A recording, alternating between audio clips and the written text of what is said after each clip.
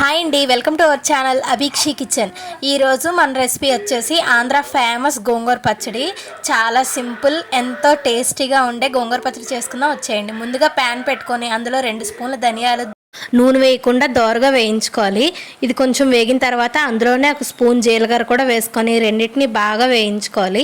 ఈ 2 బాగా వేగాయి అనిపించినప్పుడు అందులోనే 1 చిటికెడు ఇంగు కూడా వేసుకొని మూడింటిని వేయించుకున్న తర్వాత వాటిని పక్కకు తీసేసి అదే ప్యాన్లోని 1 స్పూన్ ఆయిల్, అలానే 10 నుండి 12 ఎండుమిర్చి కూడా వేసుకొని ఎండుమిర్చి కలర్ మారేదాకా బాగా ఎండుమిర్చి క్రిస్పీగా వేగి కలర్ మారిన తర్వాత వాటిని కూడా పక్కకు తీసేసి అదే ప్యాన్లోని 1 స్పూన్ ఆయిల్ వేసుకొని గోంగూర కట్ట అంతా వేసుకోవాలి. నేను ఇక్కడ 3 గోంగూర కట్టలు తీసుకున్నానండి.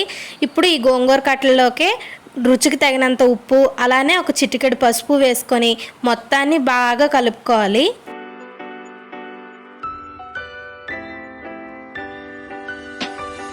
కలుపుకున్న గోంగూరని ఇలాగా మూత పెట్టి మగ్గించుకోవాలి. ఈ గోంగూరలో నేను కొంచెం వాటర్ కూడా వేయట్లేదండి. ముందుగా గోంగూర తెచ్చినప్పుడే నేను దీన్ని నీట్గా కడిగేసుకొని మట్టి లేకుండా ఫ్యాన్ గాలి కింద ఎండబెట్టేసుకొని తర్వాత పచ్చడి చేస్తున్నాను. ఈ గోంగూర నుండి వచ్చే వాటర్ ఇలా సరిపోతుంది. నేను ఇందులో ఏ వాటర్ వేయలేదు. చూసారు కదా ఎంత వాటర్ బయటకు వస్తుందో.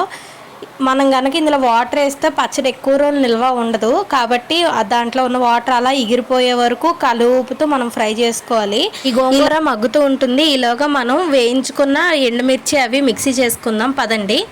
ఇక్కడ వేయించుకున్న ధనియాలు, జీలకర్ర, ఎండుమిర్చి బాగా మెత్తగా మిక్సీ చేసుకోవాలి. మీరు కావాలంటే కొంచెం బరకగా అయినా చేసుకోవచ్చు. నేను ఇక్కడ మెత్తటి పౌడర్లా చేసుకుంటున్నాను.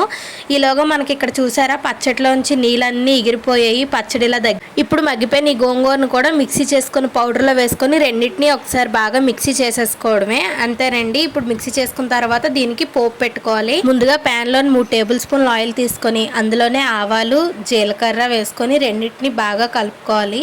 ఇది కొంచెం వేగిన తర్వాత అందులోనే 12 నుండి 15 వెల్లుల్లిపాయలు కూడా వేసుకొని రెండింటిని బాగా వేయించుకోవాలి. వెల్లుల్లిపాయలు బాగా వేగిపోయి కలర్ చేంజ్ అయ్యాయి అన్నప్పుడు ఇందాక మనం మిక్సీ చేసుకున్నాం కదా గోంగూర పేస్ట్, దాన్ని కూడా ఇందులో వేసేసి మూడింటిని బాగా కలుపుకోవాలండి. కాసేపటికి 3 బాగా వేగిపోయి ఆయిల్ ఇలాగ పైకి తేలుతుందనమాట. పచ్చడిలోంచి బాగా మగ్గిపోయి అప్పుడు ఈ పచ్చడిని సర్వ్ చేసేసుకోవడమే, అంతేనండి. ఎంతో టేస్టీగా ఉండే గోంగూర పచ్చడి ఇంకా రెడీ అయిపోయినట్టే.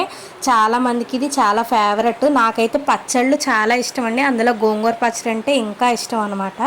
నేను టమాటా పచ్చడి కూడా చేశాను. ఆ లింక్ డిస్క్రిప్షన్లో ఇస్తాను, ఒకసారి చూసేయండి. చల్లటి వెదర్లో వేడివేడి అన్నం, అలానే గోంగూర పచ్చడి, ఉల్లిపాయ వేసుకొని తింటే సూపర్ కాంబినేషన్ కదా. నాకైతే చాలా ఇష్టం.